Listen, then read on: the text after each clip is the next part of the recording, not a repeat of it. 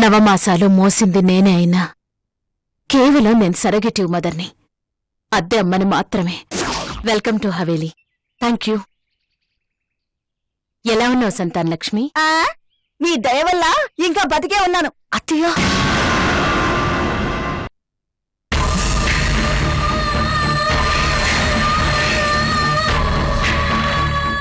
ప్రతాప్ బ్రతికొస్తే బావుండు. వాడి కాళ్ల మీద పడి నేను క్షమాపణ అడిగేదాన్ని. సంధ్య, నీకు జరిగిన నష్టాన్ని పూడ్చే శక్తి నాకు లేదు. నా వల్ల జరిగిన గాయానికి మందు రాయడం తప్ప నేనేమీ చేయలేను.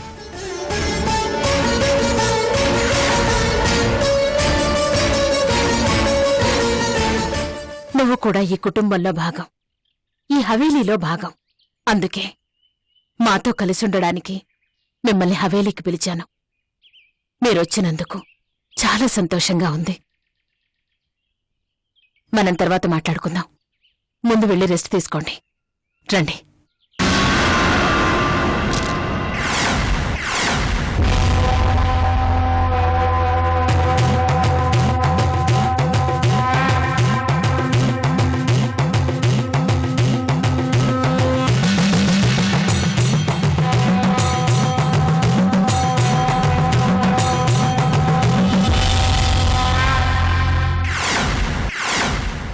రాజశ్రీదేవి గారు, అర్థం లేకుండా మాట్లాడకండి. ఆ రాక్షసి తప్పుల్ని క్షమించి మేము హవేలీకి రావడమే ఎక్కువ. అలాంటిది ఆమెను భార్యగా అంగీకరించి ఒక్కరోజు ఆమెతో గడపడమా? నెవర్.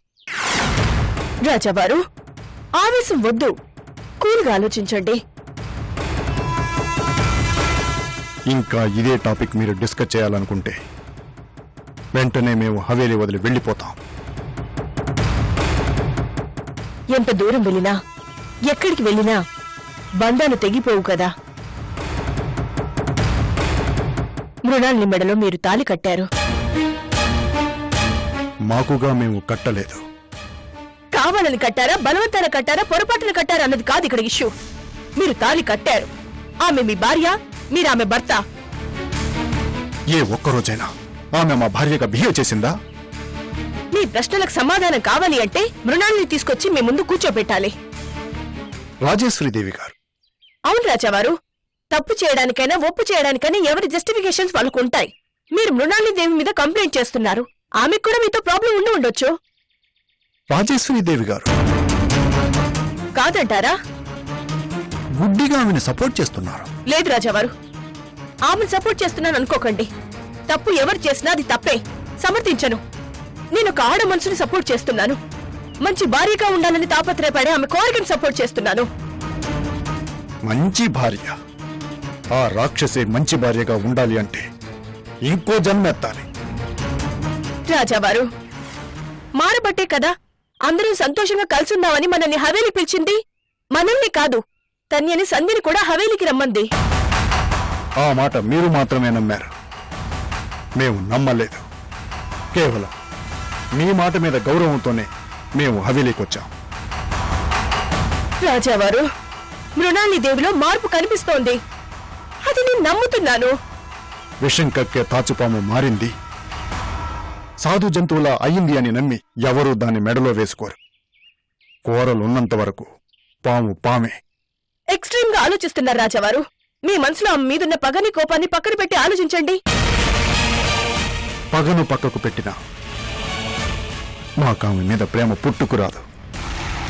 రాజావారు, తనేమి జీవితాంతం మీతోని కాపురం చేస్తాననటం లేదు. కేవలం ఒక్కరోజు 24 గంటలు తనని భారీగా అంగీకరించమంటోంది, అంతేగా. ఒక్క క్షణం పాటు కూడా అంగీకరించలేం. ఆమె వల్ల పుట్టిన సందీప్ ని మీ కొడుకుగా, మీ వారసుడిగా అంగీకరించినప్పుడు ఆమెనెందుకు మీ భార్యగా అంగీకరించరు?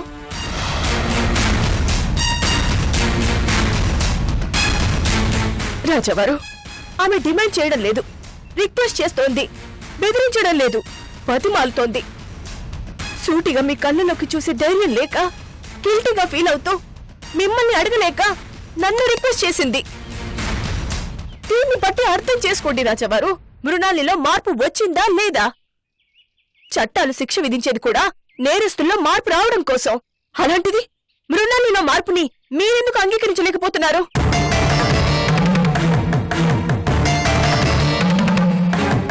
తప్పు చేసిన వాళ్ళు పశ్చాత్తాపడి క్షమార్పణ కోరటం ఎంత గొప్పో, ఆ క్షమార్పణల్ని అంగీకరించి క్షమించడం కూడా అంతే గొప్ప. ఇవన్నీ మీకు తెలియని విషయాలు కాదు. కోపంలో మర్చిపోయారంతే. రాజావారు పశ్చాత్తాపడి మృణాల్ని తన గొప్పతనాన్ని నిరూపించుకుంది. మీరు ఆ పశ్చాత్తాపాన్ని ఒప్పుకొని మీ గొప్పతనాన్ని నిరూపించుకోండి.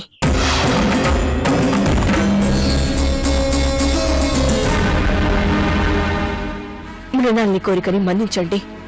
అహంకారాన్ని వదిలి, స్వార్థాన్ని వదిలి మన కోసం 10 మెట్లు దిగొచ్చింది. మీరు 2 మెట్లు దిగండి చాలు. హవేలి పూర్వ వైభవానికి ఇది ఆరంభం కావచ్చు. ప్లీజ్ ఒప్పుకోండి రాజావారు, ప్లీజ్.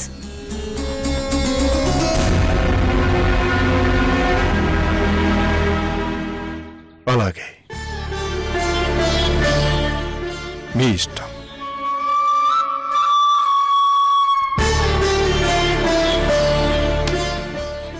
థ్యాంక్ యూ రాజావారు. థ్యాంక్ యూ సో మచ్ రాజావారు.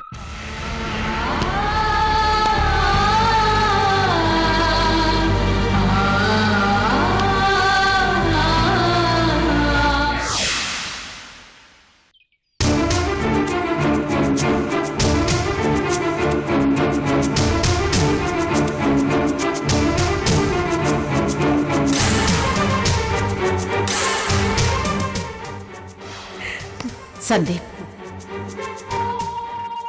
జరిగిందంతా ఒక పీడకలలాగా మర్చిపోదాం.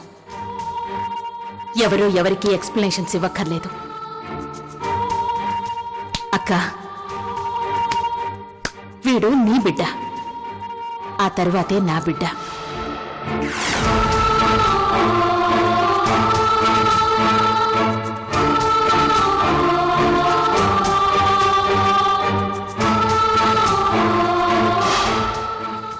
అమ్మ ప్రేమ కంటే, ఆ పేగు బంధం కంటే మించింది ఏమీ లేదు. నేను కూడా ఆ బంధానికే తల వంచుతున్నాను.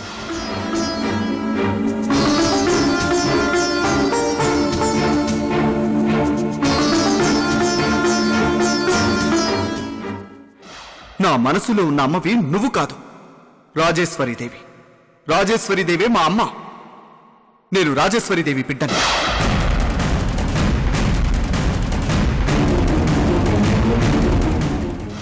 అన్ని బంధాలు తెగతెంపులు చేసుకుని శాశ్వతంగా అమ్మ దగ్గర ఉండిపోదామని వచ్చానమ్మా.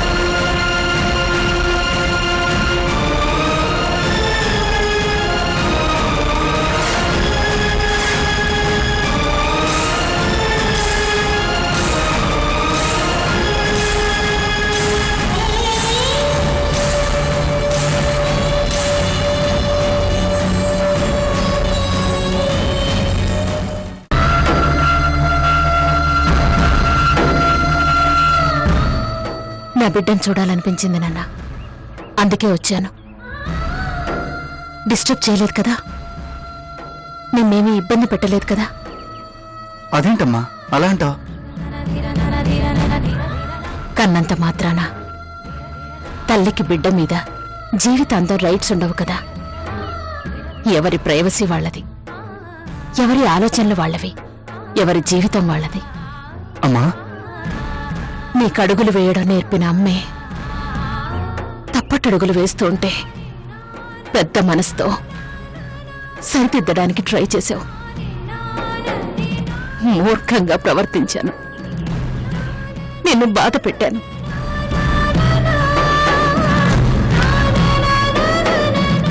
క్షమించు. అమ్మా, కొడుకు ముందు తల్లి చేతులు జోడించింది అంటే ఆ తల్లి పశ్చాత్తాపంలో నిజాయితీ ఉందిరా. అది నాటకం కాదు. వచ్చే జన్మలో ఇలాంటి తల్లి వద్దు అని నువ్వు కోరుకుంటున్నా నీలాంటి బిడ్డే కావాలని నా కన్నీళ్ల సాక్షిగా నేను కోరుకుంటున్నాను. అమ్మా, క్షమించాను అనుకో. క్షోభపడని, గుండె పగిలేలా ఏడవని. అమ్మా, నాకు కావాల్సింది అమ్మ ఏడవటం కాదు, అమ్మలో మార్పు అంతే. నువ్వు నా శత్రువి కాదమ్మా.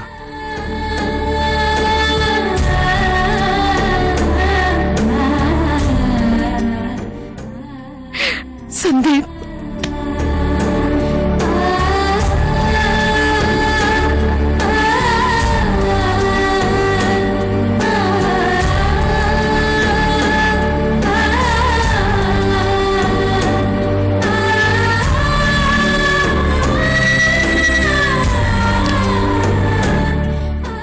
సంతోషంగా ఉంది నాన్న.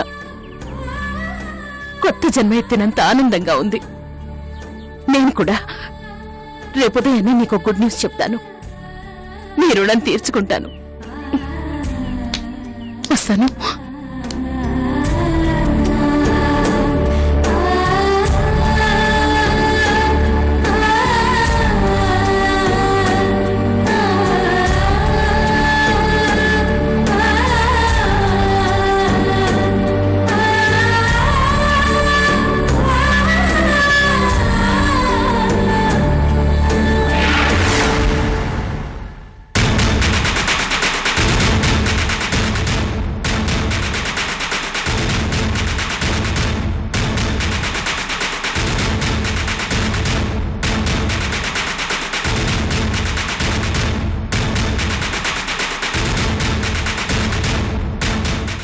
అవడానికి ఇది మన హవేలీయే అయినా ఎందుకో ఫ్రీగా మూవ్ అవ్వలేకపోతున్నాం. అవును, గెస్ట్లుగానే ఉన్నట్లనిపిస్తుంది. అనిపించడమేంటి? మనం గెస్టులమే. మృణాల్ని చేసే ఈ మర్యాదలు ఎన్ని రోజులు? రేపో మాపో కొండ పగులుతుంది. ఎవరి బండారమేంటో బయటపడిపోతుంది. అమ్మా, మంచి జరగాలని కోరుకో. కోరుకోవాల్సింది నేను కాదు, ఆ మృణాలిదేవి.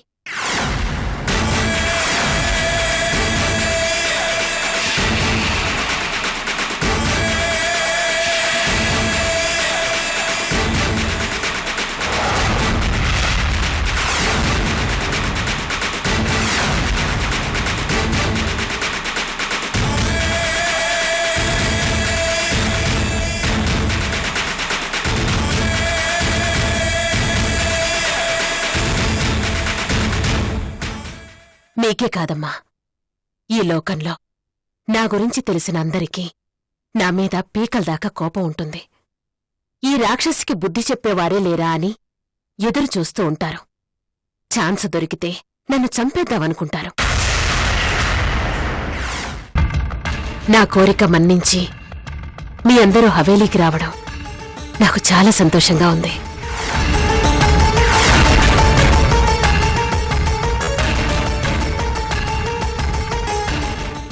ఈ అత్తయ్య చేసిన తప్పుల్ని మనసులో పెట్టుకోవద్దు.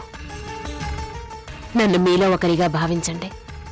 జీవితంలో ఇక ముందు మీ ముందు తల వంచుకునేలా బిహేవ్ చేయను. నా కోడళ్ళు నన్ను అత్తయ్య అని పిలిస్తే వినాలనుంది.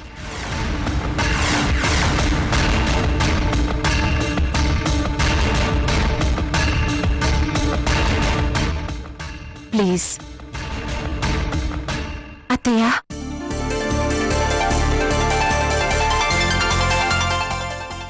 అత్తయ్య,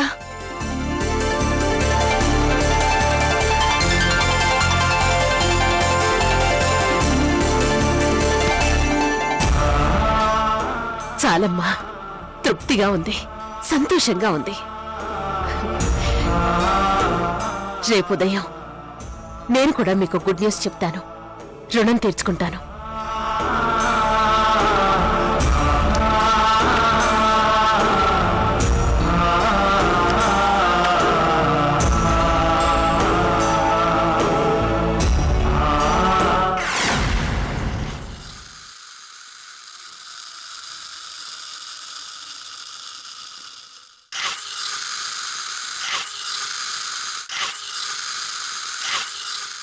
ఓయ్, అరగంట నుండి చూస్తున్నా.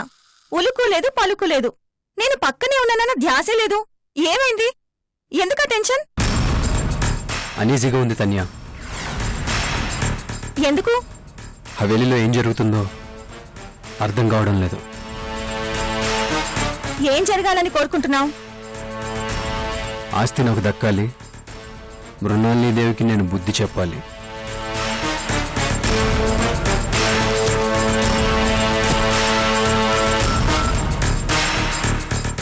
అత్తయ్య, ఒకసారి ఇలా వస్తారా? కార్తీక్ మీతో మాట్లాడాలంట. థ్యాంక్ యూ అత్తయ్య.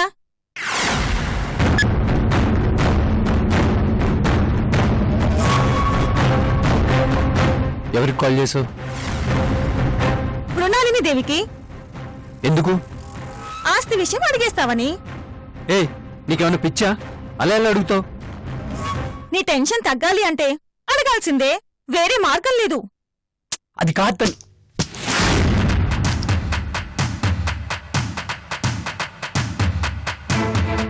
నేనే నీ దగ్గరికి బయలుదేరాను కార్తీక్. ఇంతలో తన్య ఫోన్ చేసింది. చెప్పు నాన్న, నాతో ఏం మాట్లాడాలి?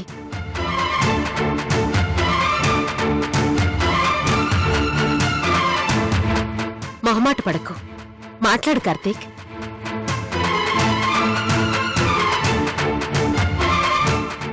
ఏం లేదత్తయ్య, మీకు కావాల్సిన వాళ్ళందరూ హవేలీకొచ్చారు. తనిక్కడ పరాయివాడిలా ఫీల్ అవుతున్నాడు. తల్లికి బిడ్డ పరాయివాడెలా అవుతాడు నాన్న?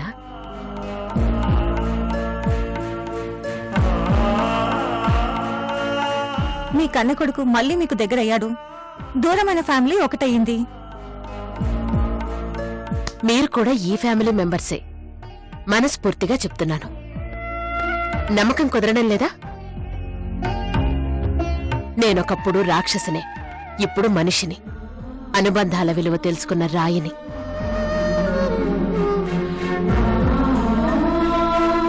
నీ అనుమానాలు నాకు తెలుసు కార్తీక్. ఈ అమ్మ నీకు అన్యాయం చెయ్యదు.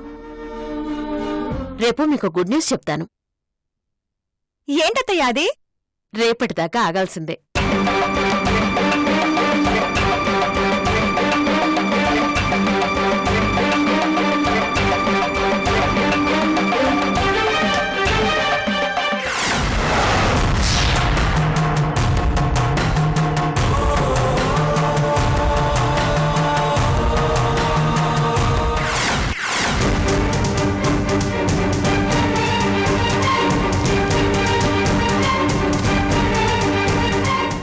మృణాలిని మాట నిలబెట్టుకుంటుందని ఆశపడుతున్నావా? తనే గనక ఇచ్చిన మాట ప్రకారం పోలీసులకు లొంగిపోతే చెవి కోసుకుంటాను.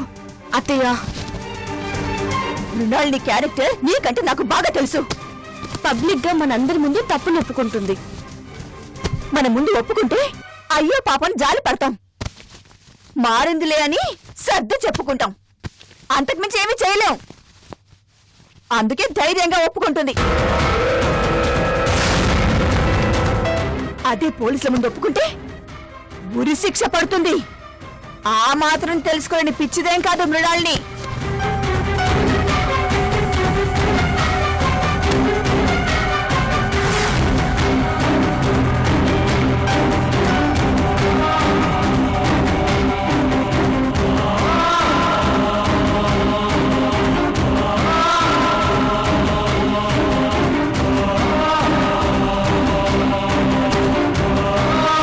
సంధ్య, కాఫీ తీసుకో. అయ్యో, కాఫీ మీరు సర్వ్ చేయడం ఏంటి?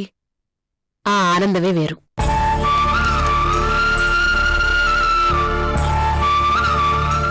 తీసుకో సంతాన్ లక్ష్మి.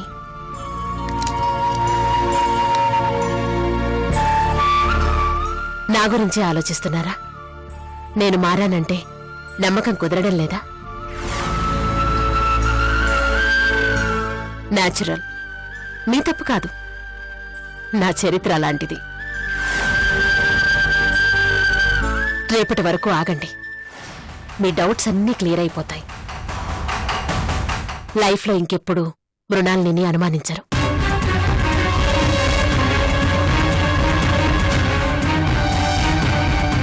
రేపు మీకు గుడ్ న్యూస్ చెప్తాను. ఎగిరి గంతేస్తారు.